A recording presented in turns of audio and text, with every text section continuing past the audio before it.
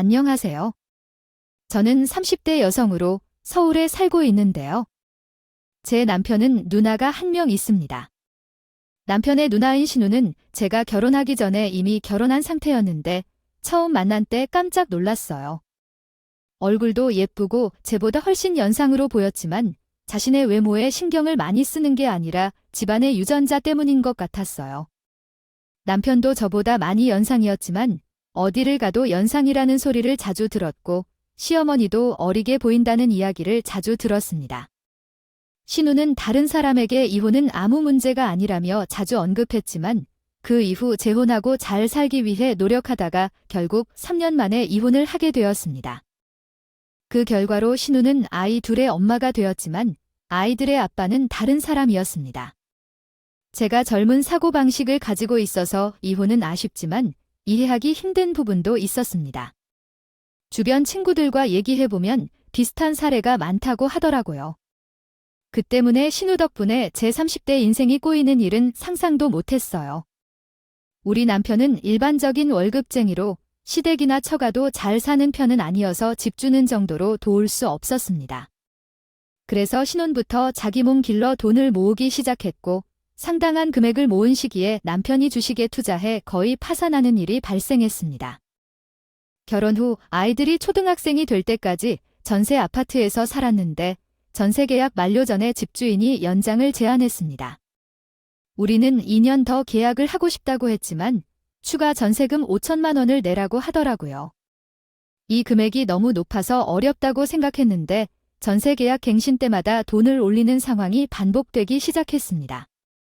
남편과 이사를 결정할 때 고민하게 되었고 집주인과 재계약서를 작성하기로 했습니다.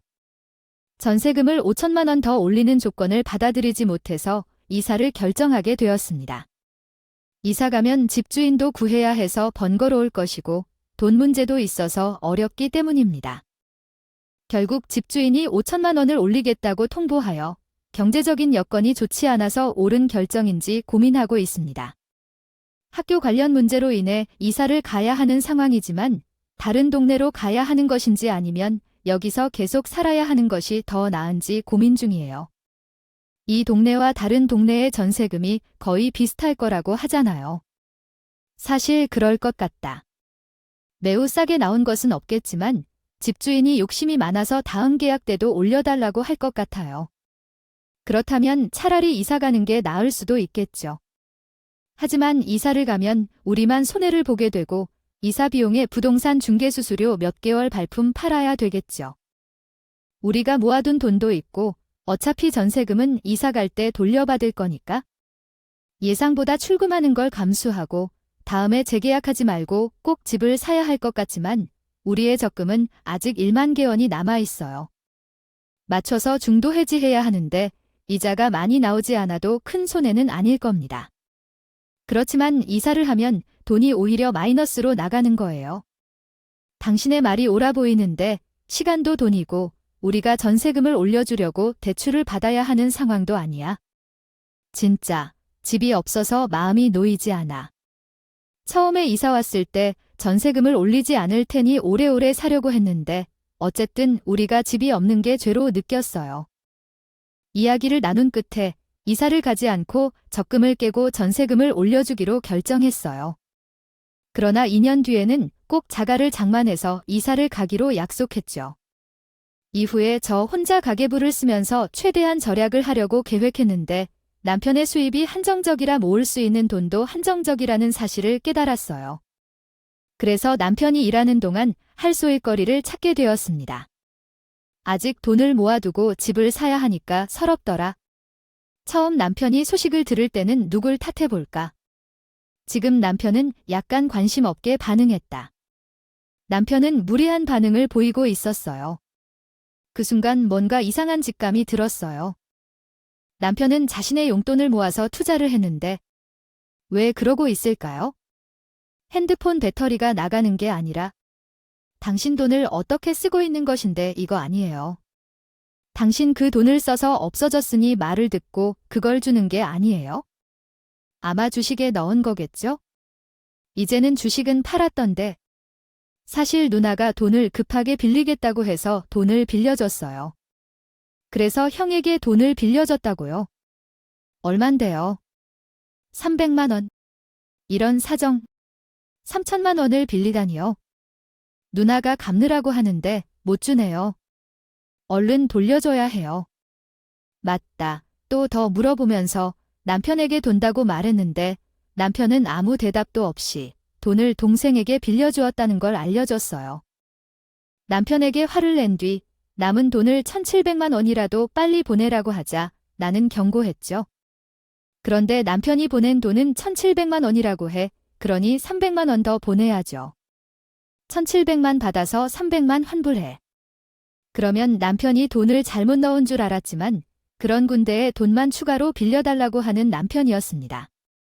곧이어 당신의 계좌로 보내드릴게요. 남편은 3천만 원을 몰래 자기 누나에게 보내는 것이 부족하다 생각했는지 300만 원을 추가하겠다고 말을 했더군요. 저는 결국 계좌에 남은 100만 원을 가져가고 누나에게 빌려준 돈을 돌려받으라고 소리를 지르자 집에서 쫓겨나 버렸어요. 그렇게 되자 스스로는 내가 걱정스럽다 생각한지 자신의 엄마를 데리고 내 집으로 돌아왔더라고요. 남편과 함께 온 시어머니는 형편이 어려우면 가족끼리 돕는 것이라고 생각했는데 왜 그러냐고 물었지만 불이 난 집에 유리를 부었어요. 결국 시어머니가 무슨 말을 하든지 말든 참을 수가 없어서 아이들을 데리고 친정으로 가버렸습니다. 그리고 주말 내내 친정집에 머물렀는데 시어머니가 저에게 사과를 하러 찾아왔어요. 너는 주말 내내 집에도 안 들어갔다면서 미안하다. 나는 너에게 우리 딸 돈을 빌려줘서 고맙다고 해야 했는데 왜 또 화를 냈지? 미안하다. 돈은 갚는 분에게 제게 말해주면 갚겠어. 이제 그 화 풀고 집에 들어가 우리가 모든 돈을 빌려간다면 갚아야지. 왜 그렇게 착심하는지 말해. 언제 갚을 것인지 날짜를 조금 더 정해줬으면 좋을 텐데. 너도 우리 형편을 알잖아. 지금은 캐주에서 살고 있고 다른 일을 하고 있다고 들었어. 그래서 말야, 돈 말고 다른 방법으로 갚을 수 없을까? 돈 말고 다른 방법이 뭐냐고? 지금은 우리 딸이 운영하고 있는 가게 줄게. 그 가게를 준다고. 신에겐 가게 하나가 있어서 두 번째 남편과 이혼하면서 받은 거야? 평소 자랑을 하면서 받아왔어. 하지만 그랬더니 그 행복을 볼 수 있지만 한번 방문해봤는데 가보니 분식집으로 파는 게 하나도 없고 커피만 파면서 있더라. 그것도 안 팔린다는 게 참 이었어요. 아무래도 스스로 운영한 가게가 아니라 공짜로 받은 것이라 그런지 관리도 하나도 안 하고 그만큼 비즈니스 의지가 없는 듯 했어요. 가게가 망한 것도 당연하게 봤지만 결국 최근에 그 가게를 내놓게 됐어요. 우리 진짜 돈이 없어. 내가 많이 나가면서 빚진 기사가 있어서 돈을 받자마자 바로 갚고 버렸는데 대신 그 가게를 줄 테니까 너가 가져가라고. 그 가게가 분식집이 아니라 분식집 가게 간판만 달리면서 커피만 파는 곳이야. 3천만 원 대신 거기를 준다고. 우리가 고생해서 모은 돈인데 그런 방식으로 생각하지 마세요. 어머니, 우리가 2년 후에 나가면서 10개 계획을 세워뒀어요. 그러니까 2년 후까지 변상해 줄 수 있어? 그때까진 꼭 3천만 원만 갚아주시고 가족끼리 이런 것으로 인해 싸워서는 안 됩니다. 단순히 신혼집을 가져 전 그 가게가 어떻게 3천만 원의 값을 하는지에 대한 것이에요. 너도 3천만 원 대신 그것을 주는 것이 이해하기 어렵지 않다고 생각해. 기본적으로 그 가게는 7천만 원 가치의 가게야. 그러니까 더하면 4천만 원 주고 가져가는 것이 좋을 것 같다는군요. 대체 왜 그런 말을 하는 것이에요? 우리 집에 와서 3천만 원 사건으로 사과를 하러 오셨다고 생각했는데 사과는 그대로 4천만 원을 추가로 요구하시다니. 지금 형님이 잘못했던 것을 사과하러 오신 거예요? 아니면 싸움 거는 거예요? 저는 절대로 싫어요. 7천만 원 가게가 필요 없으니까 현금으로 3천만 원 주세요. 이자도 요구하지 않고 빨리 주라고 요구하지 않을 테니 2년 안에 원금 3천만 원을 갚으라고 말해주세요. 제가 시어머니의 제안을 단호히 거절하자 시어머니는 한참 고민하셨어요. 그럴 수밖에 없나 봐요. 자신이 생각해도 강요하는 것 같아요. 그들은 도대체 무엇을 생각하고 있는지 그들의 동정을 말할 수 없었어요. 한참 동안 말이 없이 서로를 쳐다보다가 마침내 베란다로 나가셔서 신우와 전화 통화하는 것으로 보였어요. 네, 그럼 5천에 가져가라. 원래 7천에 되는데 가족이니까 2천 깎아서 5천에 파는 게 어때? 어머니, 왜 이래요? 싫다고 했잖아요. 형님에게 알려지지 않은 돈을 계속 사용해온 것을 알았지만 어렵게서 그런 상황을 이해하고 그냥 넘겨왔어요. 그 돈을 조금씩 가져가는데 모두 합치면 수백만 원이 넘을 거예요. 이번에는 더 이상 묵인할 수 없어요. 가게는 필요 없고 돈을 원해요. 우리는 돈이 없어 괜히 남편한테 돈을 빌렸어요. 갚을 돈이 없어서 누군가에게 손을 내민 거예요. 가게를 포기하거나 돈을 주세요. 우리 손에 이 돈이 진짜 없어요? 현재 1억 정적금에서 전세금을 지불하고 5천이 남았어요. 거기에 3천을 신호에 빌려줬어요. 가게를 5천에 판다면 그 안에 분식점 재료도 팔고 잠깐 몇 달 동안 상품을 팔아서 돈을 벌 거예요. 시댁 어머니가 2천을 지원한다고 했으니 그 가게 사는 게 나을 것 같아요. 친정 어머니는 부정에 도움을 주겠다며 가게를 인수하라고 하셨어요. 만약 가게를 5천 이하로 사면 임시로 가게를 운영하거나 다른 사람에게 임대하면서 소득을 얻거나 손실을 막도록 하라고 하셨어요. 솔직히 말해 시댁 가족들 형편을 고려하면 2년이 아니라 10년을 주어도 갚지 못할 것 같아서 어머니의 조언을 따르기로 했어요. 돌아가서 남편에게 상황을 알렸어요. 어머니는 내가 투자한 건의는 어디 있어서 빌려줘라고 했어요. 내가 어머니에게 투자한 것을 추천해 준 적이 있으니까 현재 귀담아들지 말라 했는데 어머니가 그 종목이 좋아 보여서 혼자서도 공부를 한 것 같아. 단지 5천 받고 나면 어머니에게 2천을 갚겠다고 말했어요. 뒤이어 엄마를 만나러 가는 길에 남편이 예사롭지 않게 눈을 번뜩이며 말했어요. 그러고는 갑자기 구리 엄마를 만나러 가자고 했어요. 귀사가 내어준 돈으로 이야기해 진심으로 감사의 인사나 해야겠다 싶어 함께 따랐어요. 그러나 엄마를 만나며 하는 말들에 충격을 받았어요. 어머님, 제 덕분에 재밌게 좀 술을 마시다 보셨다고요? 그 말에 충격을 받았죠. 김서방, 예전에 알려준 그 종목들 말이야. 괜찮아 보여서 투자했던 거지?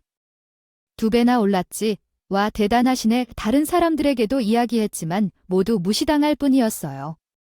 같은 종목으로 이익을 얻은 사람은 장모님 뿐이었어요.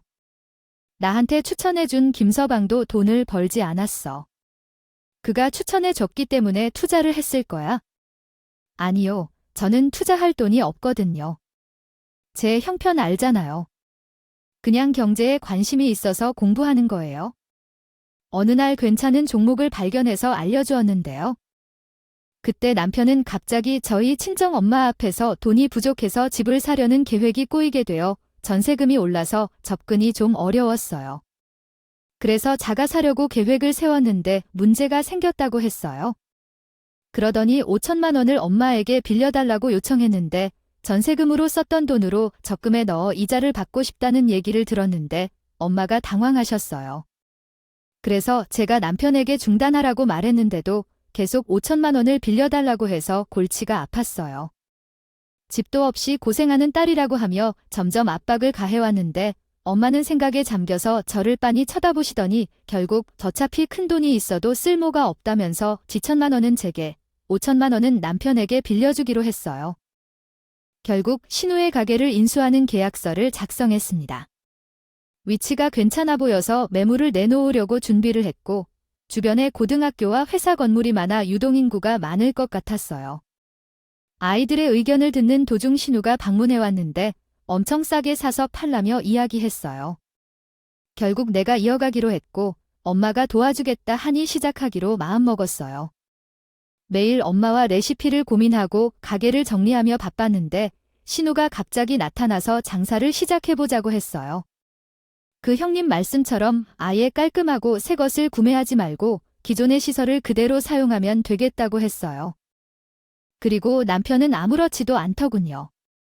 알겠어. 그냥 장사해보고 안 되면 팔던가.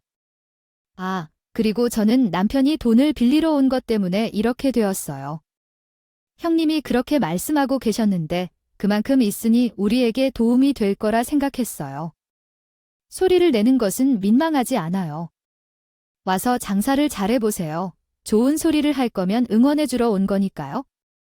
남의 속을 뒤집지 말고 그냥 가세요. 나가세요. 부정적 태도는 장사를 잘 하려는 사람에게 해줄 필요가 없어요. 여기, 이게 제가 요리하는 레시피 노트예요. 보고 참고하세요. 그리고 거기 뒤쪽에는 식자재 거래처 전화번호도 있어요. 거기서 장 보면 될 거예요. 레시피와 거래처요.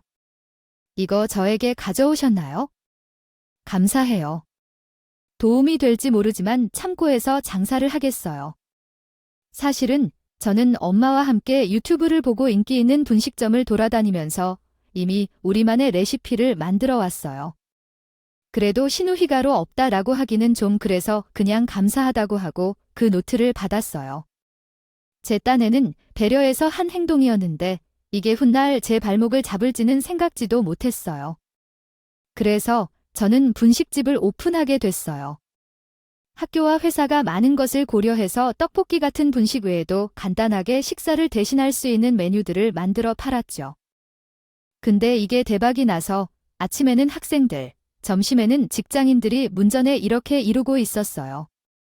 여러 달간 매일같이 남편보다 몇 시간 일찍 일어나서 가게로 출근했어요. 제 노력 덕분이었나요? 개업한 지 얼마 안 돼서 월 수입이 1,000만 원을 달성했어요. 이 사실을 남편에게 자랑했어요.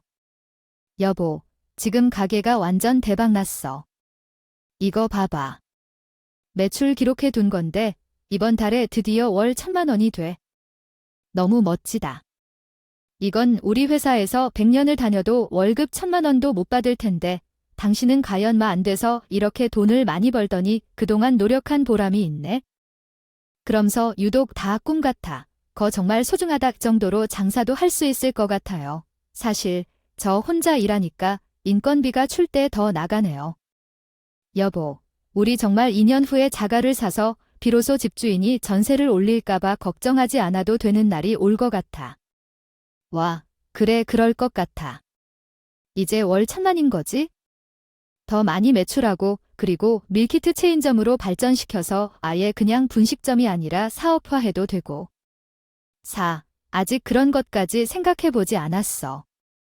일단은 엄마한테 갚아야 할 2,000만 원 갚고 당신이 받은 5만 원 갚았는데 그때까지는 그냥 열심히 일해야 하지. 다른 생각은 안 하고 저는 남편에게 월 1,000만 원 수익을 자랑하고 얼른 돈 모아서 친정엄마에게 빌린 돈을 갚을 거라 말했어요. 그리고 곧 자가를 살 수 있겠다고 기대했어요. 근데 다음 날 갑자기 시어머니가 가게로 찾아왔습니다. 사람 많은 회사 점심시간에 딱 맞춰서 말이에요. 너, 남편이 말한 것처럼 장사가 엄청 잘 되는군. 사람들이 밖에까지 줄을 섰네. 어머니 가게인 어쩐 일이세요? 제가 개업하고 한 번도 안 오셨는데 나는 내 애들 보느라 바빠서 못 와봤지? 오늘은 내 신우한테 맡기고 나와봤어. 우리 며느리 일 잘하고 있는지 보려고. 내가 만든 음식들도 한번 맛도 보고 싶고. 이 동네에서 아주 맛있다고 소문이 찾아 하던데 네, 근데 지금 너무 바쁠 때라서 밖에 사람들이 줄 서고 있는 상태라서 어디 앉아 있으신요. 괜찮으시겠어요? 시간 정지하면 다 끝나고 저도 설거지 다 끝내고 쉬는 시간이 늦었으니 음식을 드시고 싶으시면 이후에 다시 오시는 게 어떠세요?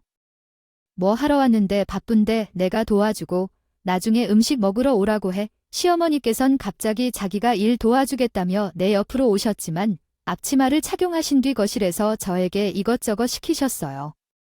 웬일인가 싶었죠. 시어머니께서는 눈치 거절을 따라하시며 적극적으로 일을 하셨어요. 시어머니가 옆에서 도와주시니 그날은 바쁜 점심시간이었지만 편했어요. 그리고 사람들이 싹 다 나가고 가게를 빠르게 정리한 뒤 시어머니와 함께 늦은 점심을 하려고 테이블에 음식을 차렸어요. 그런데 시어머니는 음식 있는 테이블에는 오지 않고 주방에 머물러 계셨지요. 어머니, 거기서 뭐 하세요? 제가 만든 음식 드시려 오셨다면 얼른 들어와서 식사하세요. 라고 했더니 아, 잠깐, 그럼 저 먼저 드실게요. 아침부터 아무것도 못 먹고 있어서 배가 너무 고파요. 라며 답했어요. 저는 어이가 없어서 무슨 말을 할 수도 없었습니다. 시어머니가 돈을 꺼내려는 것을 보고 손목 가방에서 돈을 꺼내어 테이블 위에 놓으니까 놀랐죠. 어머니, 그게 뭐예요? 어디서 나온 돈이에요? 시어머니께서는 이 돈은 오늘이라고 임금 애들을 돌봐주는 비용과 내 용돈을 챙기려 했는데 금고에 현금이 이것밖에 없다고 하더라고요. 그동안 돈을 많이 모아서 사돈해주신 2천만 원도 다 넣어놨다고 하더라고요. 그러니까 번 돈은 전부 은행에 넣어놨나 봐요. 오늘 가게를 한번 와봤는데 바빠서 그냥 도와주는 것 아니었어요. 이렇게 해서 돈을 챙겨온 이유를 설명해 주었지요. 왜 마음대로 금고에서 돈을 꺼내오는 거죠? 세상에 공짜가 어디 있어요? 일한 만큼은 받아야지. 그리고 너는 배가 고파서 정신없어 보여서 온 거야? 내가 몇 가지 돈을 챙겨왔어요. 라고 말했어요.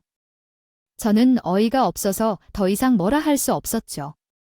바빠서 도와달라는 게 아니라 자발적으로 도와준 것이라고 해도 돈을 달라고 하는 것은 좀 어색한 일이었지만 시어머니가 도와주신 덕분에 그날 점심시간에는 일할 수 있었고 용돈으로 돈을 받는 것도 나쁘지 않겠다 싶은 생각이 들었어요. 네, 알겠어요. 뭐, 손에 돈을 들고 계시긴 한데 1,000원짜리나 5,000원짜리 해봐도 큰 돈도 아니잖아요. 어머니, 용돈 좀 가져가서 쓰세요. 아이고, 그래. 너가 장사가 잘 되니까 돈이 쌓였네. 시어머니께 돈 가져가도록 할게요. 라고 말했더니 시어머니께서는 밝게 웃으며 좋아하셨어요. 그리고 갑자기 앞치마 주머니에 손을 넣으셨다고 합니다. 하지만 제가 따로 모아둔 관리비를 꺼내려고 금고 맨 밑에 넣어둔 돈까지 긁어가셨다고 해요. 어머니, 동전통까지 들어가서 그건 안 돼요? 관리비를 내려고 따로 모아둔 돈인데 이렇게 말했으나 시어머니께서는 지게 관리비네. 내가 버는 돈에 비하면 아주 저렴하네. 1,000원짜리 멍텅이로 오늘의 임금이고 관리비는 내가 용돈으로 가져갈 테니 통장에서 꺼내서 관리비 내려놔. 대체 얼마나 가져가시려는 건가요? 라고 하셨어요. 오늘 2시간 일한 거로 보면 많다고 생각하지 않느냐고요? 돈은 제가 엄마에게 빌릴 테니까. 정말 어이가 없어서 되는 대로 시어머니를 바라보았습니다. 너 참 양심이 없구나. 내가 이 가게를 운영하는 것은 다 내 덕분 아니냐? 내가 내 신우에게 가게를 싸게 안 팔았다면 이렇게 많은 돈을 벌 수 있을까? 그리고 월 매출이 1,000만 원이나 되는데 그 몇 배로 내가 가져간다고 문제가 생길 것도 없잖아 라고 하니 시어머니는 간섭을 모르는지 연신 웃으며 대꾸했어요. 그 모습을 보니 더 화가 났어요.